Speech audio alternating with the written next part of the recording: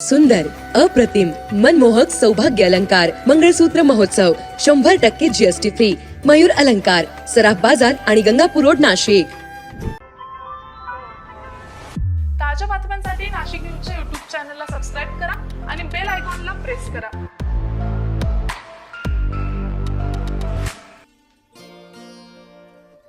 Doctor Devika Sharad Patil यांनी कमी वेळातच समर्पित क्रीडा मनोचिकित्सक आणि यशस्वी खेळाडू म्हणून आपलं वेगळं स्थान निर्माण केलंय. विविध खेळातील खेळाडूंना शारीरिक स्वास्थ्यासोबतच मानसिक आरोग्याचा सुद्धा समन्वय साधावा लागतो. अशा वेळी त्यांना योग्य क्रीडा मानोपचाराची गरज भासते. त्यामुळे असे खेळाडू, कोचेस किंवा त्यांचे पालक यांना योग्य मार्गदर्शन मिळावे, खेळताना मानसिक संतुलन कसे सांभाळावे यासाठी डॉक्टर देविका पाटील यांचे मार्गदर्शन उपयुक्त ठरू शकते. डॉक्टर देविका पाटील यांनी मनोचिकित्सा विषयात MD आणि क्रीडा आणि व्यायाम मनोविज्ञानात मास्टर डिग्री मिळवलेली आहे. त्यांनी मिशन एक्सलन्स उपक्रमासह अनेक क्रीडा प्रकारात खेळाडूंना मार्गदर्शन आणि मानसिक आधार दिलेला आहे.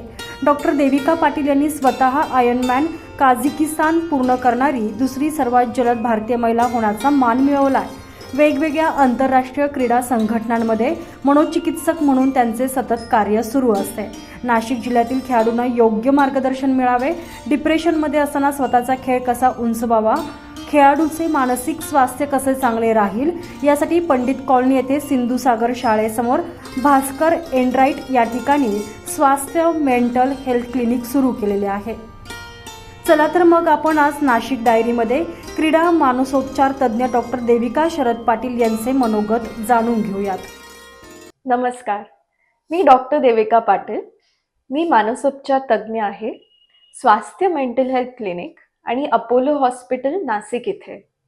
माझं स्पेशलायझेशन आहे क्रीडा मानसोपचार म्हणजेच स्पोर्ट्स सायकोलॉजी आणि महिलांचं मानसिक आरोग्य.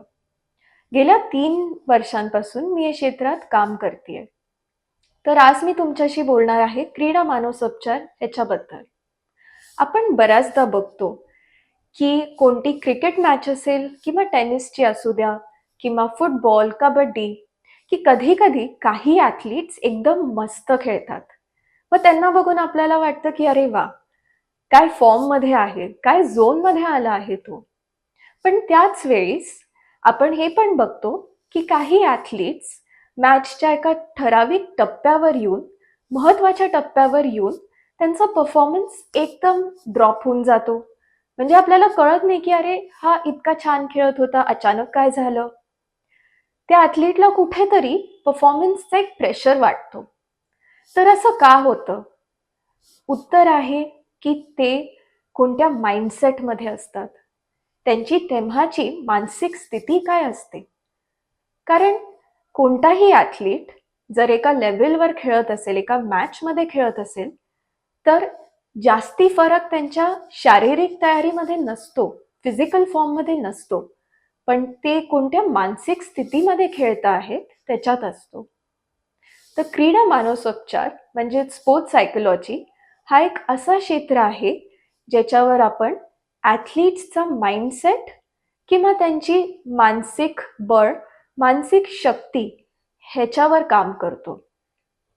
फोकस कसा वाढवायचा, कॉन्सन्ट्रेट कसं करायचं, स्ट्रेसला कसं हँडल करायचं, परफॉर्मन्स प्रेशर कसा हँडल करायचा, या गोष्टींवर आपण भर देतो.